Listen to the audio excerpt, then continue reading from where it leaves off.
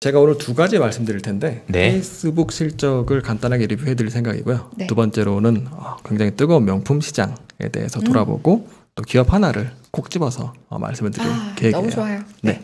첫 번째로 페이스북 실적 리뷰입니다. 1분기 실적이 어닝 서프라이즈가 나왔죠. 매출이 261억 달러, 매출 성장률이 48%인데 예상치 236억 달러, 매출 성장률 33%를 굉장히 크게 초과했고요. 또 EPS 기준으로도 이익 기준으로도 3.30 예상치인 2.37을 또 크게 초과했어요. 사실 유저 증가율은 그렇게 높지 않았어요. 높지 않은 정도가 아니라 월 활성 사용자 MAU 기준으로는 28.5억으로 예상치인 28.6억을 오히려 소폭 하회했는데 이용자 한 명당 평균 매출 아르푸라고 하죠. 이게 9.27달러로 예상치인 8.40을 또 굉장히 크게 상회했습니다. 이유가 굉장히 뻔한데 페이스북 측에서 밝히기를 가장 큰 이유는 광고 평균 단가가 전년 대비해서 30%가 늘어났다라고 이야기를 하고 광고 게재 건수도 전년 대비해서 12%가 늘어났다. 그러니까 P도 늘어나고 Q도 늘어났는데 주요 요인은 이제 P가 굉장히 크게 늘어난 것이 원인이다라고 밝혔습니다. 그만큼 광고 시장이 핫하다라는 거죠. 제가 왜 웃냐면 네. 아니 EPS가 네. 예상치가 2.3인데 실제가 3.3 저게 말이 됩니까 저게? 광고 평균 단가가 정말 많이 늘어났습니다. 저게 그냥 숫자로 보면 저게 YY 30은 이게 말이 돼요 정말? 광고 단가를 전년 대비 30% 올렸다는 게 와 이거는 대단하다 정말. 그래서 광고 그 단가를 측정하는 개수 그 지표 중에서 CPM이라는 그 지표가 있는데 그게 코로나로 저점을 찍은 이후에 한 페이스북 같은 경우에는 3배에서 4배 정도 올랐다. 그런 말까지 측정하는 기관마다 다르겠지만 어마어마한 거죠. 그만큼 그러네요. 광고 시장 특히 디지털 광고 시장이 핫하다라고 말씀드릴 수가 있는데 먼저 광고 시장 경기 회복이 가장 커요. 백신으로 통한 제가 GDP를 말씀드려야 될 것 같은데 GDP 성장률이랑 광고 성장률이랑 굉장히 큰 상관관계가 있다라고 합니다. 되게 어렵게 말씀드리면 이제 뭐 P2 값이 0.7 이상이다 이런 말인데 뭐 아마 팀장님 아실 것 같아요. 근데 GDP 성장률이 이렇게 올라갈수록 광고 성장률도 같이 따라서 이렇게 올라간다. 그렇게 해석하시면 될 것 같고요. 얼마 전에 IMF 해줘야 광고도 하는 거니까 그런 거예요. 그렇죠. 쉽게 말하면. 그래서 얼마 전에 IMF에서 미국 경제 성장률 2021년 성장률이 6.4%로 제시를 했거든요. 근데 그 수치가 1984년 이후로 가장 높은 수치라고 합니다. 그만큼 GDP 성장률 6.4% 기록하면 뭐 광고 성장률이 똑같이 6.4% 올라가는 거 아니지만 똑같이 같이 올라가는 흐름 그런 흐름을 보일 것이다라는 게 첫 번째 부분이고 근데 디지털 광고는 제가 스냅 설명드릴 때 말씀드린 것과 같이 더 뜨거워요. 일단 가성비 자체가 기본적인 TV 광고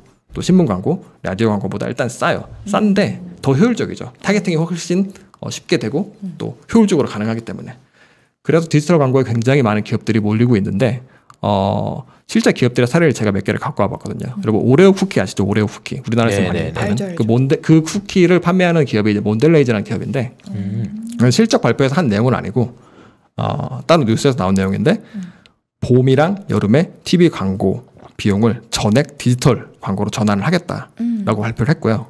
또 이커머스 기업 중에서 잘하셨어요. 진심 어린 칭찬. 잘했다.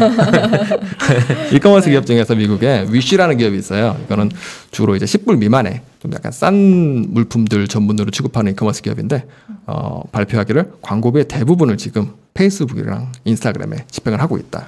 또 제가 여기 적지는 않았지만 또 에슬레저, 룰루레몬 같은 기업이 있는데 룰루레몬 아니고 이제 부오라라는 기업이 있거든요. 비상간사예요.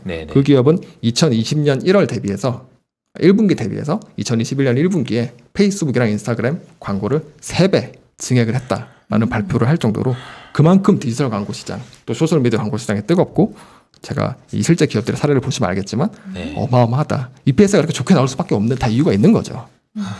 자꾸 한숨이 나와 이거. 이 정도야? 그러게요. 아니 여러분이 이게 보면은 숫자를 보시면 어떤 느낌인지 저는 진짜 완전히 좀 놀래고 있습니다 지금. 이 정도구나.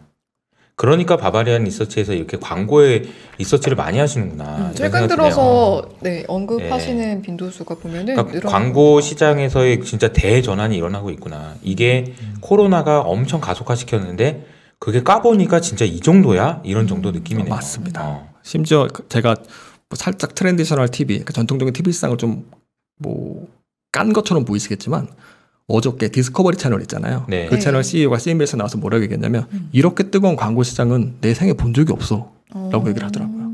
저희가 광고에 좀 꽂혀서 많이 리서치를 할 수밖에 없는 그런 환경입니다, 실제로. 네. 이어가 볼게요. 네. 그리고 향후 성장 동력을 세 가지를 제시를 했어요. 첫 번째가 커머스, 이커머스고 두 번째가 VR. VR은 너무 잘 아시죠? 굳이 제가 말씀 안 드려도. 세 번째 컨텐츠 육성인데 첫 번째가 SNS와 이커머스의 시너지를 가속화한다. 그 부분입니다. 이건 일단 실시간 소통이 가능한 이커머스 플랫폼, 또 쌍방향 소통이 가능한 이커머스 플랫폼, 또 네트워킹 효과가 가능한 이커머스 플랫폼으로서의 굉장히 유니크한 가치가 돋보이는 부분이고요. 또 두 번째로는 페이스북과 인스타그램을 매일같이 활발하게 사용하는 유저가 페이스북이 18억이에요. 이거를 광고 이외의 수단으로 좀 수익화를 하려는 움직임이 있는데 그 움직임에서 가장 쉽게 할 수 있는 게 역시 또 이커머스인 거죠. 그렇죠. 네, 그래서 페이스북이 그 미국의 당근 마켓이 있는데 그 미국의 당근 마켓은 크랙리스트라는 기업이 있거든요. 그걸 똑같이 따라해서 페이스북 마켓플레이스를 만들었어요. 그래서 이번 분기에 페이스북 마켓플레이스가 월 방문자가 10억이 넘어갔다.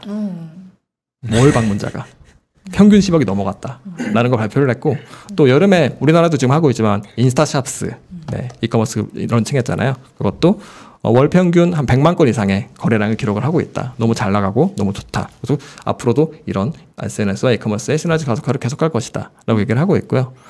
VR 산업, 이거는 정말 지금 마크 저커버가 쓰고 있는 이 안경이 오클러스 퀘스트 2라는 VR 기기입니다. 그래서 전통적으로 VR 기기들은 사실 두 가지로 나눠져 있었어요. 하나는 뭐냐면 고성능 컴퓨터에 꽂아서 사용하는 유선 기기인데, 이거는 성능은 좋지만 일단 고성능 컴퓨터가 필요해요. 그러니까 기기도 사야 돼. 기기도 비싼데 고성능 컴퓨터도 사야 되니까 정말 몇백만 원이 들어가는 거죠. 그리고 유선이니까 불편하잖아요.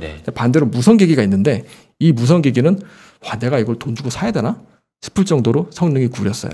그러니까 중간이 없는 거죠. 별로였다. 네, 별로였다는 거죠. 정말 별로였나 봐요. 정말 별로입니다. 많이 별로입니다. 근데 이 오클러스 퀘스트가 처음으로 좀 합리적인 가격, 가장 싼 모델이 한 400불, 44만 원 정도 합리적인 가격에 아까 제가 말씀드렸던 그 고성능 컴퓨터에 꽂아서 사용하지 않아도 되는데 그만큼의 해상도라든지 퀄리티를 보장하는 그 기기로 나타난 거예요. 이거 뭐 써보셨다고 한 것 같은데? 저는 써보진 않았고요. 저희 대표님이 써보셨고. 대표님, 그러니까 대표님이 얘기하셨던 것 같아요. 맞아요. 네네네. 그리고 저희 IT 요원이 계신데 요원이 또 따로 계세요? 네, 그분이 써봤습니다. 장난 아니다 그러더라고요. 저는 써본 적이 없어요. 그래요? 그럼 본인들만 그냥 자기 집에서 쓴 거야? 그러면? 사무실에 한번 아니요. 그 저희 IT 요원님이 가져오셔가지고 가져와서 사무실에 한번. 네네. 저는 그렇게 가상세계에 큰 관심은 없어서 써보진 않았습니다. 저는 현실적인 좀 속물주의라 가지고. 그렇구나. 네, 알겠습니다. 네네. 아무튼 그래서 이 기기가 지금은 현재는 게임 산업에 좀 특징이 많이 맞춰져 있거든요. 그래서 당장은 일상생활에 그렇게 크게 응용이 되고 있지는 않지만 이번 실적에서 얘기를 하기를 앞으로 일상생활에서의 가능성이 굉장히 돋보이는데, 예를 들어서 뭐 이런 부분이 있을 수 있죠. 이제 코로나 때문에 헬스클럽에 가기를 꺼려주시는 분들, 뭐 복싱 연습을 한다든지 이걸 끼고 복싱 연습을 한다든지, 또 펠로톤 같은 실내 자전거 그런 거를 타고 싶은 분들은 이걸 응용해서 할 수도 있는 거고, 또 페이스북에서 얘기를 하기를 비단 그런 뭐 워크아웃뿐만 아니라 또 재택근무가 많이 늘어나면서 가상근무하는 플랫폼으로도 응용을 할 수가 있고, 정말 너무나 여러 가지 방향으로 뻗어나갈 수 있는 그런 가능성이 열어두고 있고, 이 시장은 아직 시작도 안 했다라고 말을 하고 있고요. 전분기에 한 150% 성장을 했어요. 이 판매량이. 그리고 이번 분기에도 한 150% 성장을 하면서 올해 한 300만 대 정도, 많으면은 한 400만 대 정도 팔릴 거라고 예상이 되고 있습니다. 근데 플레이스테이션 5가 올해 한 1600만 대에서 1800만 대 정도 판매가 예상이 되고 있거든요. 근데 아직 플레이스테이션 생태계가 완전히 잡혀 있잖아요. 나온 지 엄청 오래됐고. 근데 이 오클러스 생태계는 이제 막 시작이에요. 그러니까 그 플레이스테이션 생태계에 아직 10분의 1, 15분의 1도 안 돼요. 근데 판매량 측면에서는 이미 거의 5분의 1까지 따라잡은 그 상황. 저는 굉장히 인상적이다라고 말씀드리고 싶고, 흡사 아이폰이 나왔던 초기가 연상될 정도로 VR 산업의 독보적 선구자적인 위치를 구축하고 있기 때문에 저는 이 오클러스에 대해서는 굉장히 주목을 많이 하고 있습니다. 개인적으로는. 그리고 마지막 부분은 이제 컨텐츠 부분인데, 이건 뭐 컨텐츠를 막 자기네들이 자체적으로 육성을 한다 그런 거보다는 컨텐츠 창작자들을 끌어들이는 플랫폼으로 발전시키겠다라는 부분이고, 구체적으로는 이 창작자들이 수익을 창출할 수 있는 방안들을 많이 던져주는 거예요. 구독 모델을 할 수 있게 해주겠다.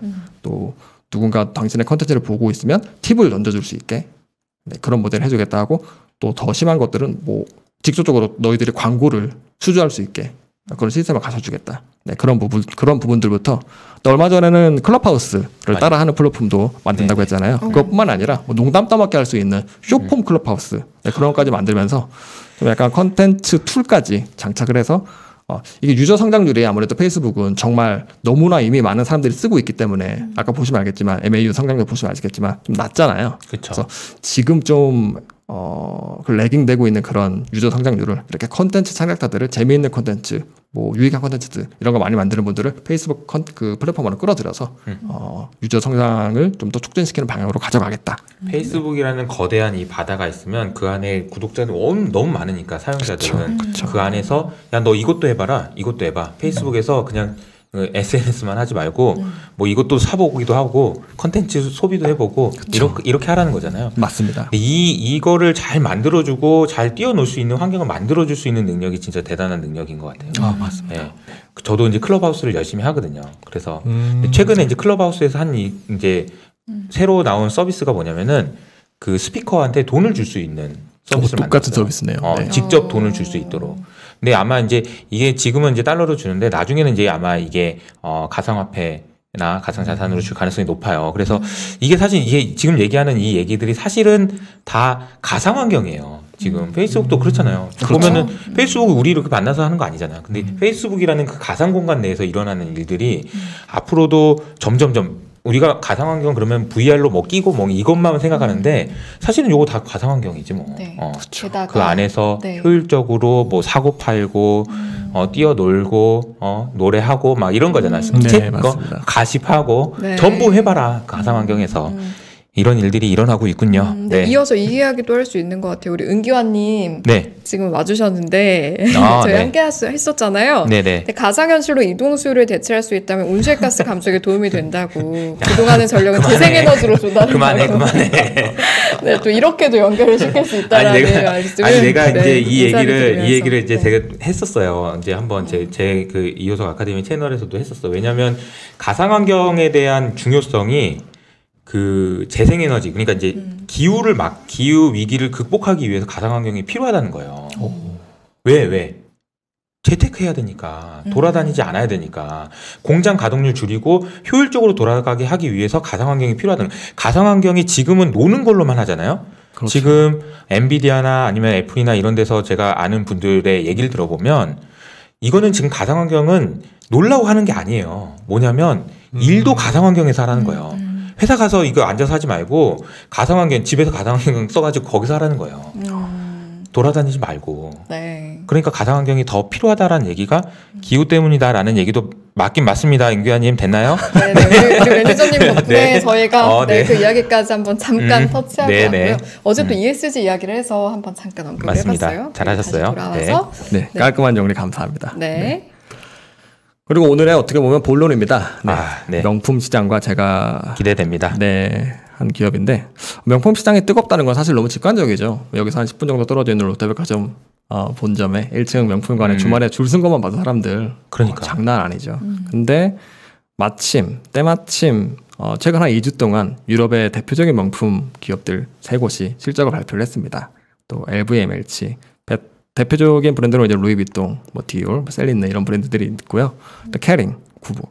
대표적인 브랜드로는 뭐 역시 구찌, 뭐 발렌시아가 이런 기업들이 이런 기업 그 브랜드들을 가지고 있고 네. 또 에르메스도 있는데 결론부터 말씀드리면 이 3개의 기업이 모두 다 지난 1분기 매출 성장률이 컨센서스를 크게 초과했어요. 특히 에르메스 같은 경우에는 컨센서스 그 매출 성장률이 24% 나왔는데 1분기에 44%가 나왔고 재밌는 거는 2019년 코로나 터지기 전 있잖아요. 2019년 대비해서도 33%가 늘었다.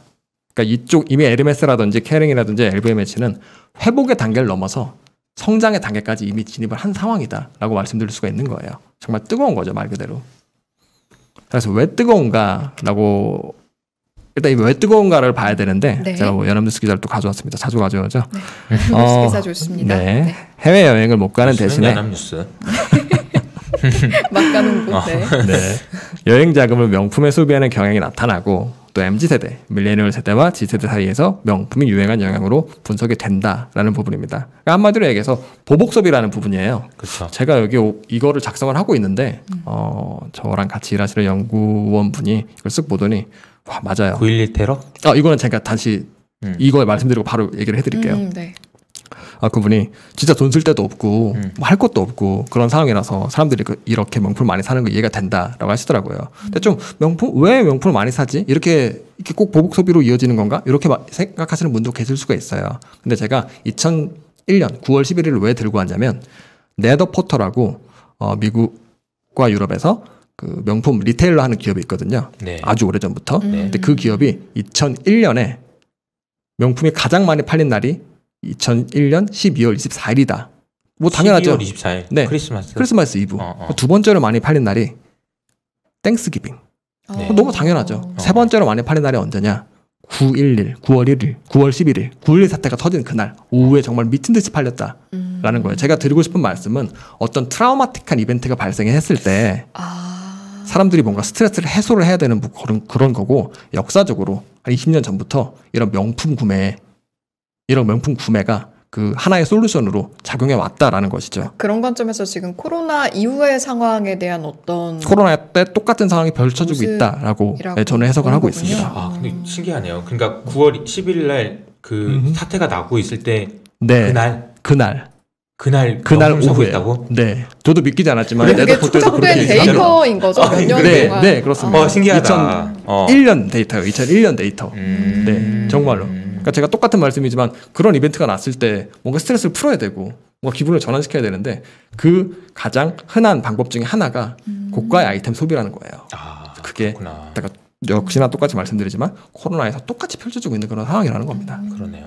그렇게 바라볼 수도 있겠네요. 아까 우리 그 2부 때 얘기했던 거랑 연결해 보면은 진짜 그냥 아낌없이 그 페이하는, 그러니까 내가 그냥 가격 불문하고 사고 싶어하는 그런 물품들이 얼마나 중요한지를 또 새삼 느끼게 되는 것 같습니다. 맞습니다. 네. 그리고 두 번째 포인트는 소비의 중심, 또 젊은 세대, MZ 세대의 명품 구매가 엄청나게 늘어나고 있다. 그래서 제가 또 연합뉴스 기사를 가져왔습니다. 네. 신세계백화점은 지난해 2020년에 명품 매출에서 20대와 30대의 구매 비중이 각각 10.9%와 39.8% 집계되었다. 그러니까 50.7%. 이제는 신세계백화점에서 명품을 100 사면 50.7%가 20대와 30대가 사고 있는 거예요. 과반을 넘어서고 있는 거죠. 왜 살까요, 근데? 제가 궁금해서 그것도 또 기사를 찾아봤어요. 네. 그래서 이 첫 두 줄에서 저는 포인트를 잡았습니다.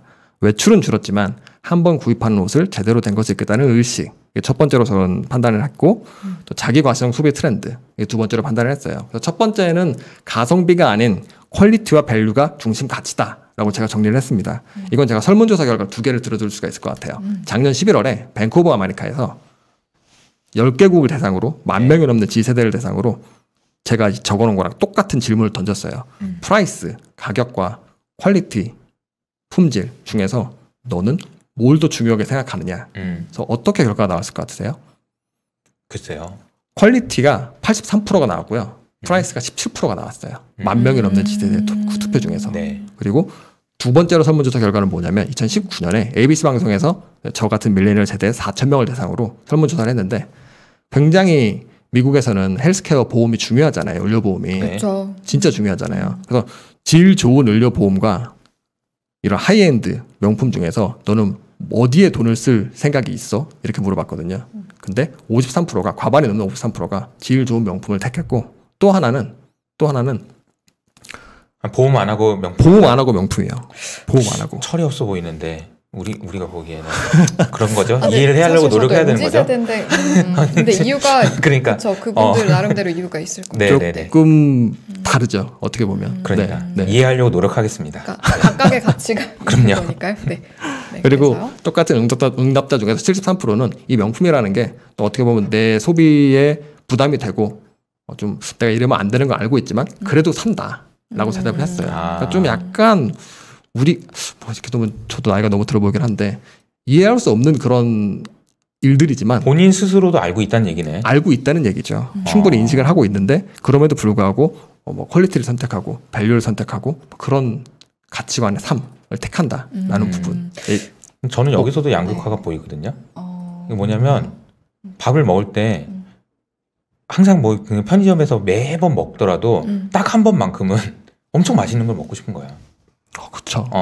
옷을 입을 때도 항상 매일 똑같이 아주 그냥 별로 안 좋은 옷을 입다가도 하루만큼은 명품을 입고 싶은 거야. 그렇게 되는 거야. 양극화가 되는 거야. 그러니까 소비. 근데 이렇게도 생각해 볼 수 있을 것 같아요. 그러니까 저도 그러니까 옷을 아주 많이 사거나 명품을 잘 즐겨 사는 편은 아닌데 네. 한 번 살 때 제대로 된 걸 사자라는 생각은 있어서 그쵸. 그런 관점에서의 맞아. 소비일 수도 있겠어요. 그렇죠. 그게 결국은 퀄리티와 밸류를 선택하는 네네. 가치라는 것이죠. 가치관이 좀 변화했다는 부분에서 해석할 수 있을 이해가 것 좀 같아요. 되는 것 같기도 하고 네. 아닌 것 같기도 하고. 나는 아니, 정말 그래도 최근에 보험은- 흐르면 저희가 이해를 해야 보험은 좀 되니까. 이해가 안 된다, 솔직히. 근데 아무튼 네네. 저도 이해가 이해가 안 됩니다. 못해요. 저도 겪었거든요. 왜냐면 그래요? 네, 시간이 없어서 뭐 이런 얘기까지 들었는데 저는 학교를 미국에서 나왔는데 그냥 한 1분 정도 얘기를 드릴게요. 네네네. 제가 이 치과에 갔어요. 네네. 어금니에 씌워놓은 게 있는데 빠져가지고 네. 치과에 갔어요. 그래서 다시 씌워야 되는데 안 맞는다고 다시 만들어야 된다고 그러더라고요. 근데 네네. 보험이 보험이 없죠. 치과 보험은 저는 학생 보험은 있지만 그러니까요. 치과는 커버가 안 돼요. 네. 그래서 한국에서는 그게 보통 25만 원, 30만 원 정도 해결할 수 있어요. 제가 네. 견적을 달라 그랬거든요. 네. 얼마가 나왔는지 아세요? 195만 원 나왔어요. 그래서 하진 않았어요. 하진 않고 기다려서 그냥 억지로 맞추고 억지로 맞추는 것만 해도 근데 140불 나와가지고 한 16만 원 나왔거든요. 네. 그래서 한국에 들어가서 하고 나왔거든요. 그래서 그때 한 네. 25만 원 준 것 같고 비행기값이 140만 원 정도 된 것 같아요. 그래서 비행기 타고 갔다 오는데 165만 원 들었고 거기서 했으면 거의 200만 원 들었고 그렇구나. 그런 상황인데도 불구하고 그럼에도 불구하고 나는 명품이 더 좋아라는 비율이 더 높았다는 거죠. 과반 이상이었다는 거죠. 좀 9119도 그렇고 아무튼 좀 이해는 안 되지만 근데 어쨌든. 이거는 약간 어쨌든 이걸 조사한 시기는 젊은 세대일 거잖아요. 건강한 2년 전이니까 네, 그렇죠. 그렇죠. 20, 30대니까. 네. 그래서 뭐 김상준님께서 젊은 사람은 보험 없어도 살아요 이러시는데 이제 40, 50대가 돼가면서는 또 다른 충분히 바뀔 수 선택을 할 있죠. 수도 네. 가족이 있겠죠. 생기고 그러다 보면 당연히 충분히 다른 가치관이 생길 수 있는 부분이죠. 흐름 자체가 전환이 된 건지 아니면 뭐 시기적으로 그런 건지는 좀 계속해서 모니터를 해보면 될 것 같네요. 그렇죠. 근데 20, 30대가 그렇다면 이제 그분들이 가족이 생기고 40대, 50대가 되면 이제 빠져나갈 것이고 다시 이제 0세에서 다른, 10세 그분들이 20, 30대가 되면 똑같은 삶을 살아나갈 것이고 저는 네. 그렇게 해석하는 게 더 맞지 않나 싶습니다. 그래서 이런 흐름이 있는 상황에서 저희가 네. 또 명품 시장에 대해서 어떤 이해를 하면 될까요? 그리고 자기과정 소비 트렌드 저는 이걸 그냥 독특한 플렉스 문화라고 해석하는데 플렉스에 대해서 잘 아시나요? 제 동생이 개인적으로 자꾸 제 개인적인 사생활 얘기하고 있는데 좋습니다. 네. 네, 제 동생이 입에 달고 사는 말이거든요. 플렉스. 네, 오늘 너무 힘들었어. 뭐 이번 주 너무 힘들었어. 플렉스 플렉스 좀 한번 해야 돼. 해야겠다. 플렉스 네. 해야겠다. 그래서- 소비를 좀 해야겠다. 그렇죠. 네, 이 플렉스라는 게 명품을 사면서 또 자기 위안의 수단, 그리고 스트레스를 푸는 수단, 그 20, 30대에게 어떤 그런 수단으로 자리를 잡고 있는 상황인 것 같아요. 네, 여기까지 말씀을 드릴 수가 있을 것 같고, 그래서 명품 시장이 정말 뜨겁다, 전방 시장이 정말 뜨겁다, 여기까지 정리를 할 수 있을 것 같고요. 그럼 이런 명품 시장 호황 속에서 저는 파페치라는 기업에 주목을 합니다. 이 파페치라는 기업은 글로벌 넘버원, 매출 기준으로도 넘버원이고요. 그리고 유통하는 브랜드 수 기준으로도 넘버원이에요. 그런 럭셔리 패션 전문 이커머스 플랫폼이고요.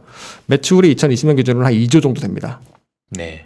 그리고 성장률이 지난 분기에 63% 정도 나왔어요. 매출 성장률이. 네, 그래서 사업부가 이커머스만 하는 기업은 아니고 이커머스 사업에서 매출이 70% 정도 나오고 자체적으로 명품 브랜드를 가지고 있습니다. 그 뉴가드 그룹이라고 가지고 있는데 뭐 이 댓글창에 또 아시는 분들도 있으시겠지만 오프화이트, 뭐 팜엔젤스 네네. 이런 명품 브랜드들 가지고 있고요. 거기서 매출이 27% 창출이 되고 또 미국의 시카고에 한 두세 개, 또 영국의 런던에 한 두세 개 정도의 오프라인 스토어를 가지고 있는데 이건 좀 약간 실험적인 측면에서 운영을 하고 있어서 사실상 7대3 비중으로 이커머스 7, 자체적인 명품 브랜드 3. 이커머스 회사네요. 이커머스 그렇죠. 회사죠. 네네. 그렇게 해석하시면 될 것 같고요. 이 정도로 파페치라고 구글에 쳐보시면 바로 사이트 뜹니다. 그리고 한국어도 지원이 되기 때문에 한국에서도 많이 사세요, 실제로. 네. 찍어주신다는 그 기업이 이 기업인 거죠? 네, 맞습니다. 단 하나에 딱 주목할 오늘의 기업. 네, 맞습니다. 네.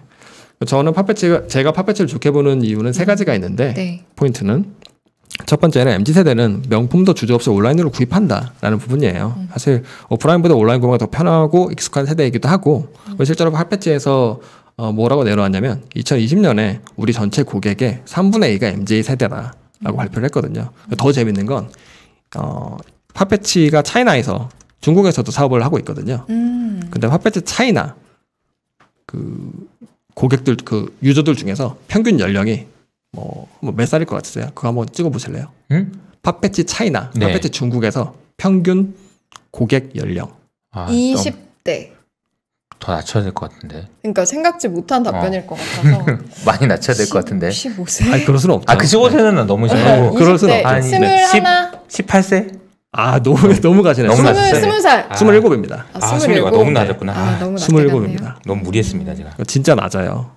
정말 낮아요. 그러니까 이 좀 다른 얘기긴 한데 제가 얼마 전에 유튜브 보다 보니까 그 백종원 선생님이 그런 얘기를 하시더라고요.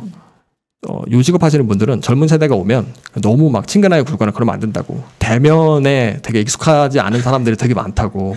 그러니까 조금 다른 얘기긴 한데 그만큼 오프라인보다 뭔가 그러니까 대면보다는 비대면에 익숙하고 조금 더 다르게 해석해 보면 오프라인보다 온라인에 익숙한 거예요. 네, 네. 이 뭐랄까 저랑 만나서 얘기하는 그런 것보다는 또 SNS가 더 편하고 그런 세대인 거죠. 그런 세대다 보니까 아무래도 명품도 주저없이 온라인으로 구입하는 거고 가장 좀 주저되는 부분이 사실 진품 가품 여부잖아요. 근데 매출이 2조 원 넘는 그런 넘버원 플랫폼 팟패치를 통해서는 또 그런 부분까지 해결할 수 있고 팟패치뿐만 아니라 뭐 마이테레사 뭐 그런 매출이 1조 넘는 그런 기업들이 되게 많이 있거든요. 그러니까 그런 기업들이 생겨나면 생겨날수록 그런 진품 가품 여부도 해결할 수가 있는 거죠, 충분히. 네. 그래서 이러한 MZ 세대의 온라인 구매 패턴을 통해서 명품 시장 이커머스 침투율이 2019년에 12%밖에 되지 않았는데 2025년에 한 30% 정도로 전망이 되고 있고요. 네. 또 얼마 전에 2020년 11월에 까르띠에 CEO가 뭐라고 얘기를 했냐면 3월부터 코로나가 터진 이후부터 10월까지 오프라인 매장들이 거의 문을 닫았는데 그래서 이커머스로만 좀 운영을 하고 있었는데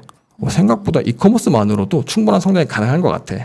그렇다고 오프라인 매장은 문을 다 닫는다는 건 아니에요. 아닌데 해보니까 이커머스만으로도 충분한 성장이 가능하네. 이런 말이 까르띠에도? 네, 까르띠에도 그 까르띠에조차도 그런 말이 나올 정도로 핫하다는 거죠.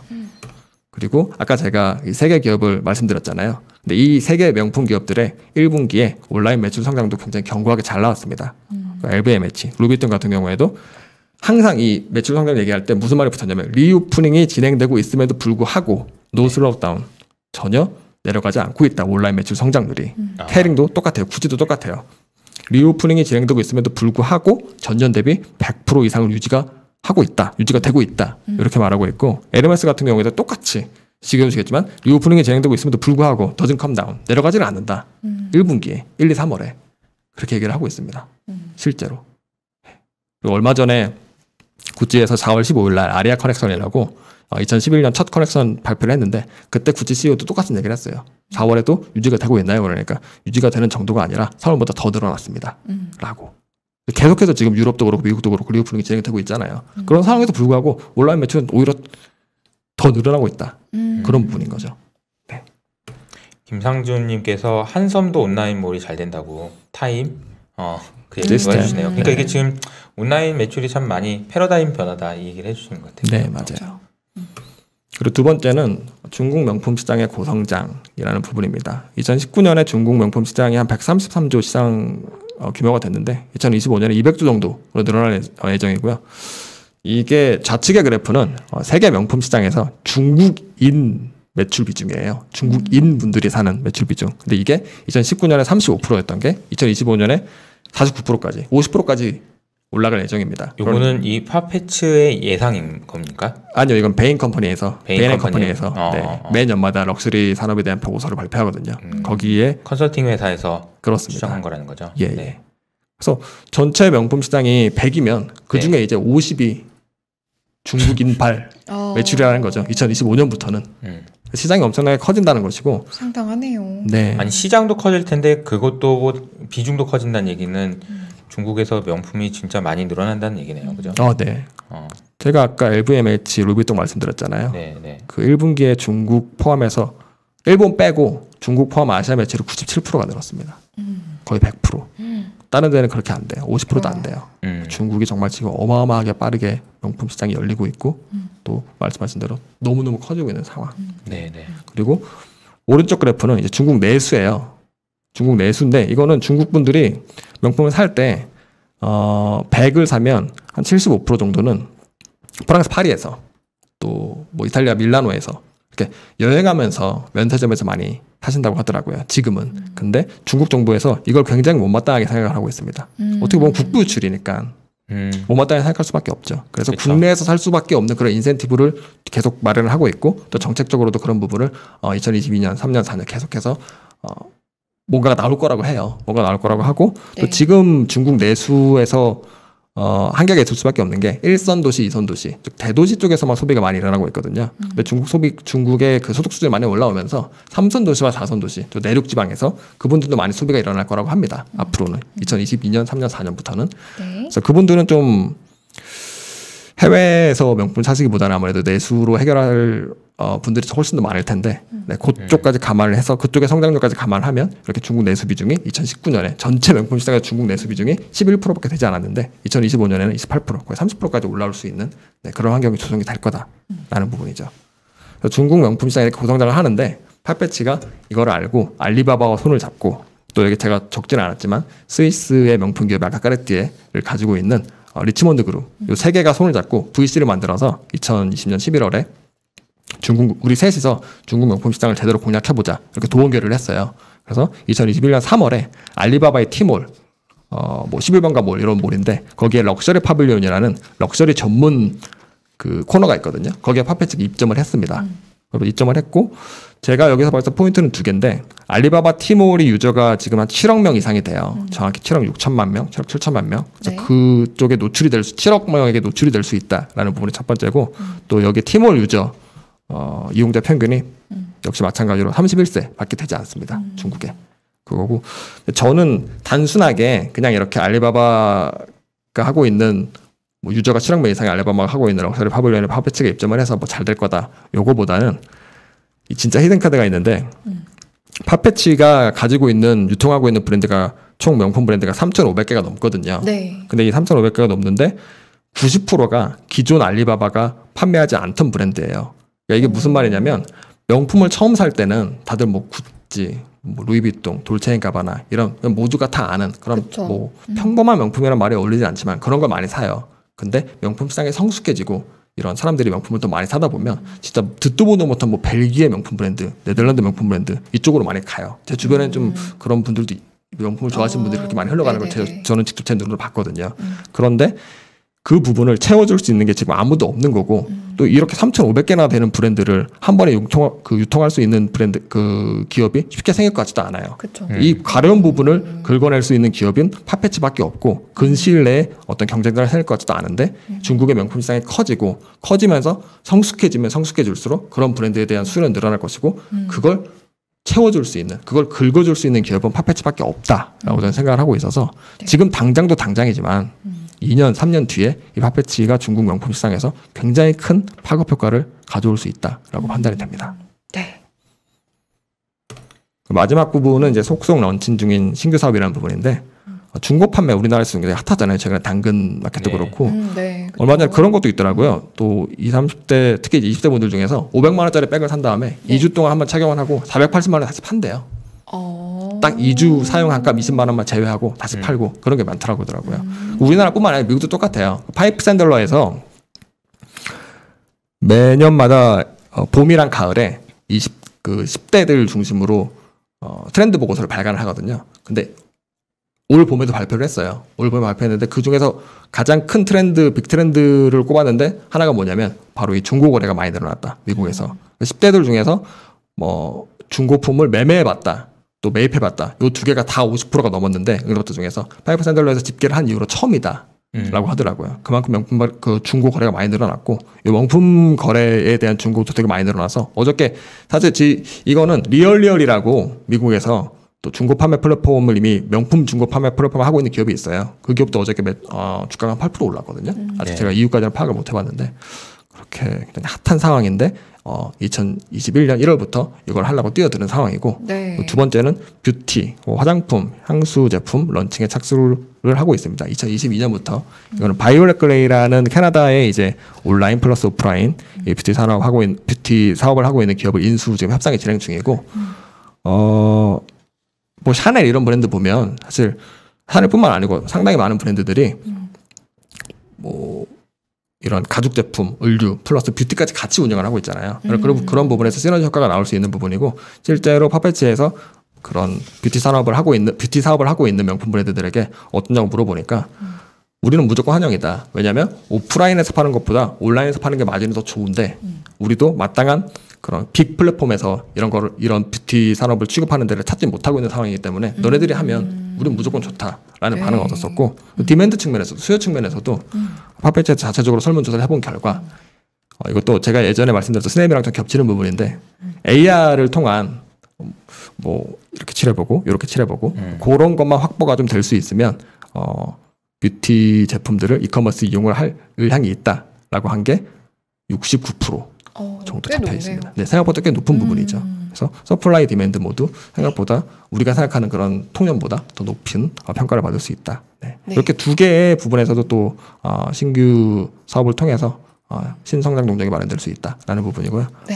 마지막이 이제 뷰랑님이시죠. 이 팟패치가 공교롭게도 이 뷰랑님이 가장 많이 들고 계셨던 주식 중에 하나예요. 그런데 얼마 전에 가장 크게 당했던 기업, 뭐 당했다는 표현이 적절할지 모르겠지만 기업 중 하나 크레딧 스위스에서 전체 뷰랑 관련된 물량의 한 97%가 정리가 됐다라고 얘기를 했고 그 시점이 딱 주가가 반등하고 마지막에 반등하고 있는 그 시점이랑 일치하거든요. 네. 그러니까 아무 펀더멘탈의 지장도 없는데 이렇게 비랑에 뭐 제가 가끔 볼 때 보면 뭐 47불에 1100만 주가 블락딜로 나왔다. 뭐 이런 기사를 제가 몇 번 봤고 그 다음 날엔 또 1100만 주가 나오고 이런 네. 상황 때문에 정말 펀더멘탈 아무 지장 없는데 그냥 떨어진 거예요.